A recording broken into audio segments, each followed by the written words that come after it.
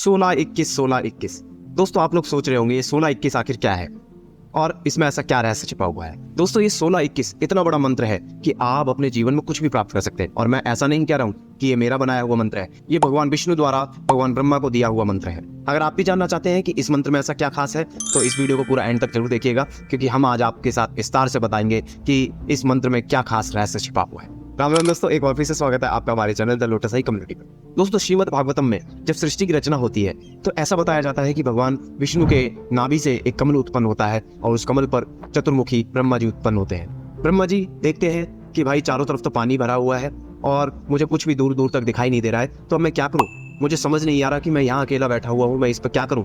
तो बहुत देर तक वो चिंतन करते रहते हैं। चिंतन करते करते जो आकाशवाणी प्रकट होती है वो आकाशवाणी और कोई नहीं भगवान विष्णु के द्वारा ही होती है। तो वो भगवान विष्णु कहते हैं 16-21-16-21, अर्थात हिंदी के वर्णमाला में व्यंजन आते हैं जिसमें 16वें नंबर पे आता है ता और 21वें नंबर पे आता है पा। तो जब इनको जोड़ देते हैं ता और पा यानी तप, तो भगवान विष्णु जो है भगवान ब्रह्मा को कहते हैं तप करो तप करो। इससे प्रेरित होकर भगवान ब्रह्मा जो है तप करते हैं और जब तप करते हैं तो उनके पास ज्ञान आ जाता है कि मुझे सृष्टि की रचना किस प्रकार से करनी है।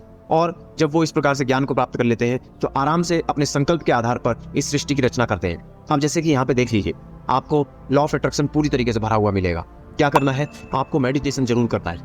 आपको ध्यान रखना है कि आप जितना ज्यादा तप करेंगे, आप जितने भी पुराण उठाएंगे, आप देखेंगे कि सारे बड़े बड़े ऋषि मुनि तप करते थे और उसके बाद वो उनके पास इतनी ज़्यादा शक्ति हो जाती थी कि वो किसी को भी आशीर्वाद दे सकते थे, किसी को भी श्राप दे सकते थे और 1 मिनट में ही कुछ भी मैनिफेस्ट कर सकते थे। उनके पास अथाह शक्ति का समुद्र होता था। आप देखते भी होंगे पुराणों में मनुष्य हो, कोई ऋषि हो, कोई ऐसा जो राक्षस हो, दैत्य हो, वो तपस्या करता है हजारों हजारों सालों तक, एक टांग पर खड़ा रहता है, बारिश धूप सहता रहता है और उसके बाद जब भगवान प्रकट होते हैं तो उसके पास अथाह शक्ति आ जाती है। वो अपने आप को भगवान समझने लगता है, इतनी ज़्यादा शक्ति को प्राप्त कर लेता है। तो हम लोग तो अपने जीवन में कुछ थोड़ी थोड़ी चीज़ों को मैनिफेस्ट करना चाहते हैं। कुछ लोग पैसा, कुछ लोग हेल्थ, कुछ लोग परिवार की खुशियों को मैनिफेस्ट करना चाहते हैं। तो इसके लिए करना क्या है, थोड़ा सा एफर्ट जरूर डालना है। आपको थोड़ा जल्दी उठना होगा, मैनिफेस्टेशन के लिए मेडिटेशन करना होगा, भगवान से प्रार्थना कर लीजिए। देखिए टेक्निक के पीछे मत भागिए, कोई एक टेक्निक पकड़ लीजिए, 369 वाटर मैनिफेस्टेशन या कोई भी मेडिटेशन कर सकते हैं। ज़्यादा टेक्निक के पीछे भागेंगे तो आपको कुछ भी नहीं मिलेगा।